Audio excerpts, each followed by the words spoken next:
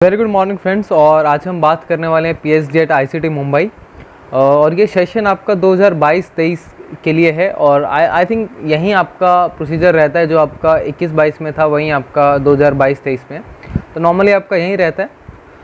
PhD eight ICT Mumbai का जब हम बात करते हैं तो सिर्फ वो मुंबई की बात नहीं करते हैं, वो तो कैंपस आपका मुंबई वाला थोड़ा ज़्यादा पॉपुलर है। इसके बाद जो दूसरे आपके कैंपस हैं, भुवनेश्वर वाला है या जलान वाला कैंपस है, तो वो दोनों ही आपके जो है आईसीटी के ही कैंपस हैं। तो सबसे पहले मैं आपको स्टार्टिंग से अगर हम देखें कंप्लीट प्रोसीजर को, तो आपकी 27 स्ट्रीम्स हैं। और यहाँ पर मैं स्पेशली बात करूँगा फार्मा स्टूडेंट्स के रिगार्डिंग, जो कि आपका फार्मेसी से रिलेटेड है। तो आपका 27 स्ट्रीम्स हैं, जिसमें आपका आईसीटी पीएचडी कराता है। और जो आपकी एप्लीकेशन फ़ीस है, ये जो है आपके कमेंट्स में क्वेश्चन रहते हैं, तो मैंने इसलिए स्टार्टिंग में ही डाला है। एप्लीकेशन फ़ीस आपकी जो आप फॉर्म भरेंगे वो आपकी 1000 रुपीज़ है अनरिजर्व कैटेगरी के लिए, यानी ओपन कैटेगरी जिसे हम बोल देते हैं। रिज़र्व कैटेगरी के लिए आपका 500 है, चाहे वो आपका जो भी है। और अब मैंने जैसे कि बताया कि आपके 3 कैंपस हैं, आपका मुंबई वाला है, एक भुवनेश्वर वाला है और एक जलान वाला है। तो आपको एक ही फॉर्म भरना है इन तीनों में अप्लाई करने के लिए। आपको अलग अलग फॉर्म भरने की ज़रूरत नहीं है, आपको एक ही फॉर्म भरना है, तो आपको सिंगल फॉर्म से आपका काम हो जाएगा। नेक्स्ट, अब कैंपस के लिए, डिफरेंट कैंपस के लिए सिंगल फॉर्म है, लेकिन जब आप डिफरेंट स्ट्रीम में अप्लाई करेंगे तो आपको अलग फॉर्म भरना पड़ेगा।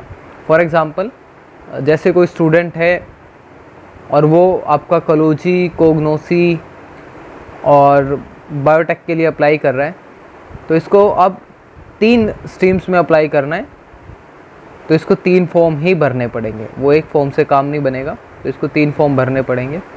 तो ये आपके प्रोग्राम से डिफरेंट। तो आपका मेनली आप अप्लाई तो बहुत सारों में कर सकते हैं कि आप एप्लीकेबल हैं, इवन बायो प्रोसेस टेक्नोलॉजी में भी होगा, नैनोटेक में भी होगा। तो पीएचडी इन फार्मेसी में देखेंगे तो आप pharmaceutics, pharmacology, pharmacognosy, pharmaceutical chemistry. तो अगर आप सूटिक्स और केमिस्ट्री में भी अप्लाई करना चाहते हैं तो आपको अलग अलग फॉर्म भरना पड़ेगा।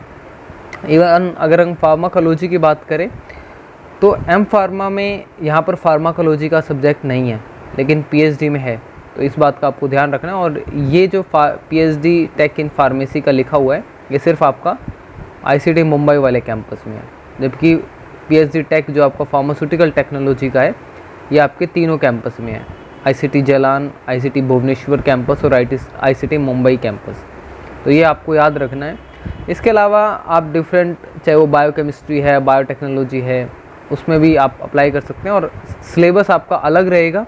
अगर आप जो है अप्लाई कर रहे हैं किसी दूसरी स्ट्रीम में, तो आपका सिलेबस चेंज होता रहेगा। कोई एक कॉमन एंट्रेंस नहीं है, वो आपका एंट्रेंस स्ट्रीम के हिसाब से जो है वो सिलेबस आपका चेंज होता आ रहा है। इसमें भी थोड़ा इशू है, वो हम बाद में देखेंगे। फार्मेसी में मैं आपको बता चुका हूँ, सूटिक्स है, फार्मास्यूटिकल केमिस्ट्री है, कोलॉजी है, कोग्नोसी है। आपको एक रिटन टेस्ट देना होगा, जो कि आपका हर एक ब्रांच के लिए अलग होगा। और आप एक से ज़्यादा रिटन टेस्ट दे सकते हैं, यानी आप एक से ज़्यादा स्ट्रीम में अप्लाई कर सकते हैं। कोई कोलॉजी, कोग्नोसी, या आप इन चारों में भी अप्लाई कर रहे हैं तो आपको 4 टेस्ट देने होंगे, और उस बेस पर आपकी अलग मेरिट लिस्ट बनेगी, यानी चारों में अलग अलग मेरिट लिस्ट बनेगी। कोलॉजी की अलग आएगी, कोग्नोसी की अलग आएगी, सूटिक्स की अलग आएगी। जैसा आप एम फॉर्म में देखते हैं, तो आपका एक अलग लिस्ट बनेगी और उस बेस पे आपका एडमिशन होगा। फेलोशिप फॉर डॉक्टरल प्रोग्राम तो आपका 31,000 के अराउंड आपकी रहती है। और यहाँ पर आपका तो है 8 आवर्स आपको जो है वो काम करना ही पड़ेगा, जो भी आपका रहता है। अगर आप NET, GPAT, GATE, CSIR, DBT कुछ भी क्वालिफाइड है तो आपको थोड़ी सी प्रेफरेंस मिलेगी। यहाँ पर 2-3 चीज़ें समझने की हैं।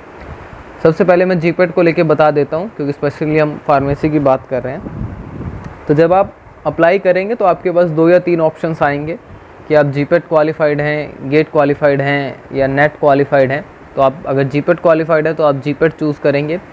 उसके बाद आपके पास ऑप्शन आएगा कि आपका जीपैट जो है वो 2022 वाला है, या मीन्स कहने का मतलब ये है कि आपके पास एक वैलिड जीपैट कार्ड होना चाहिए कि आप उससे अप्लाई कर सकें, क्योंकि 3 साल की वैलिडिटी होती है, तो उसमें आपका वैलिड होना चाहिए वो।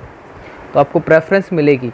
लेकिन प्रेफरेंस मिलने का ये मतलब नहीं है कि आपको आईसीटी का एग्ज़ाम नहीं देना पड़ेगा। आपको आईसीटी का एग्ज़ाम भी देना पड़ेगा और आपको आईसीटी का जो है इंटरव्यू भी देना पड़ेगा और उसके बाद आपका सिलेक्शन होगा। इवन आप क्वालिफाइड हैं जीपैट नेट तो उसमें आपका रहेगा। अगर आप सीएसआर या डीबीटी क्वालिफाइड हैं तो आपको एंट्रेंस में कुछ रिलैक्सेशन और जो आपका एलिजिबिलिटी में 60% मांगते हैं तो वहाँ पर भी आपको रिलैक्सेशन है, तो उनको तो इशू नहीं है कि वो एग्ज़ाम नहीं भी देंगे तो तब भी उनका हो सकता है। तो आपका जीपैट गेट है। एक और इम्पॉर्टेंट इन्फॉर्मेशन है कि अगर आप आईसीटी का एग्ज़ाम देते हैं पीएचडी के लिए और आपका क्वालिफाई हो जाता है तो वो आपका 2 साल के लिए वैलिड है। तो ये बात आपको याद रखना है that the entrance examination score conducted by the ICT will remain valid for 2 academics year. तो ये आपको याद रखना है। तो मान लेते हैं जैसे आप अब 2022 में आपने ये एग्ज़ाम दिया आईसीटी मुंबई का, आपका वो एग्ज़ाम निकल जाता है लेकिन आप पीएचडी नहीं कर पाते हैं या आपको कलौजी चाहिए था, आपको कोग्नोसी मिल रहा है, तो आपका वो अभी आप डिसाइड नहीं कर पा रहे हैं तो आप 2023 तक उस जो आपका स्कोर कार्ड आएगा उसका आप यूज़ कर सकते हैं यहाँ पर एडमिशन लेने के लिए। तो ये बात आपको याद रखना है कि ये 2 साल के लिए वैलिड है। फ़ीस की बात करें तो फ़ीस आपकी फ़र्स्ट ईयर के लिए आपकी 92,000 आप 93 ही लगा के चलें तो वो आपका रहेगा। फॉर्म आपके आउट हुए, ये आपका फ़र्स्ट ईयर का है। इसके बाद कुछ आई थिंक आपका 20,000 इस फीस में से कम हो जाएगा तो 73-75 के अराउंड रहेगा, क्योंकि इसमें आपकी 93,000 में 20,000 आपकी अदर फ़ी इंक्लूड है, तो वो आई थिंक आपका नहीं लगेगा। लास्ट डेट आपकी 25 जून है, आई थिंक आज 18 हो गया है, तो आप अप्लाई कर सकते हैं। अब जो मेन प्रॉब्लम है, जो मेन इशू है, वो जो मैंने अभी तक डिस्कस नहीं करा है कि जैसे कि अभी मैंने स्टार्टिंग में आपको बताया था यहाँ पर कि आप बायोटेक का देख रहे हैं, फूड साइंस का देख रहे हैं, तो इनका सबका सिलेबस मेंशन है। लेकिन आप जैसे फार्माकोलॉजी का देखेंगे तो कोई सिलेबस मेंशन नहीं है। और इसके साथ साथ अभी मैं आपको वो स्लाइड्स भी दिखाऊंगा, तो इसके साथ साथ जैसे कितने क्वेश्चंस आएंगे, 70 क्वेश्चन आएंगे, 140 क्वेश्चन आएंगे, कितने क्वेश्चन आएंगे वो भी कहीं मेंशन नहीं है, इवन स्पेसिफिकली फार्मा के लिए। तो आप अपनी क्वेरी डाल सकते हैं आईसीटी की जो आपकी ईमेल वाला है, ईमेल आईडी है वहाँ पर। तो ये एक थोड़ा सा मुझे इशू लगा। हालांकि कोलॉजी, केमिस्ट्री, सूटिक्स इनका सिलेबस कुछ ऑलमोस्ट वहीं रहता है जो आप जीपैट या के लिए आप जो आपका बी फॉर्म में सब्जेक्ट में रहा है और आप एम फॉर्म अगर स्पेशलाइजेशन उसी में है तो वहीं आपका सिलेबस रहता है, लेकिन फिर भी आपके पास एटलीस्ट एक होना चाहिए। और ये डेटा कितने क्वेश्चन आएंगे, कितना नेगेटिव मार्किंग है, ये भी होना चाहिए। तो ये तो मैंने अभी तक यहाँ पर सिर्फ इतना इंक्लूड करा है। तो अभी मैं आपको एक सिलेबस दिखा देता हूँ। तो जब आप ये सिलेबस देख रहे हैं यहाँ पर, तो ये आपका पीएचडी केमिस्ट्री का सिलेबस है। तो यहाँ पर ये सब दिया है, जनरली एनएमआर वगैरह जो भी हम पढ़ते हैं, कुछ हमसे रिलेटेड सिलेबस ही है, लेकिन ये केमिस्ट्री के लिए स्पेसिफिकली। तो यहाँ पर ये सब मेंशन है कि 70 क्वेश्चंस आएंगे, मल्टीपल चॉइस हैं, आपके इतने क्वेश्चंस जो हैं आपके सब्जेक्ट से आएंगे, इतने क्वेश्चन आपके जर्नल एप्टीट्यूड के हैं, 70 मार्क का आपका क्वेश्चन पेपर है, 30 मार्क्स आपके इंटरव्यू हैं। तो पीएचडी केमिस्ट्री के लिए ये मेंशन है। लेकिन जैसे ही आप ये पीएचडी आप देखेंगे जो आपका बायोलॉजिकल साइंस के लिए है, पीएचडी साइंस के लिए, बायोकेमिस्ट्री, बायोटेक्नोलॉजी के लिए, जैसे ही यहाँ पर आएंगे तो इसमें तो आपका पूरा बायोकेमिस्ट्री है और आपका मॉलिक्यूलर बायोलॉजी है, रिवर्स आपका आरडीटी वगैरह है, माइक्रो है। तो यहाँ पर ये बदल जाता है।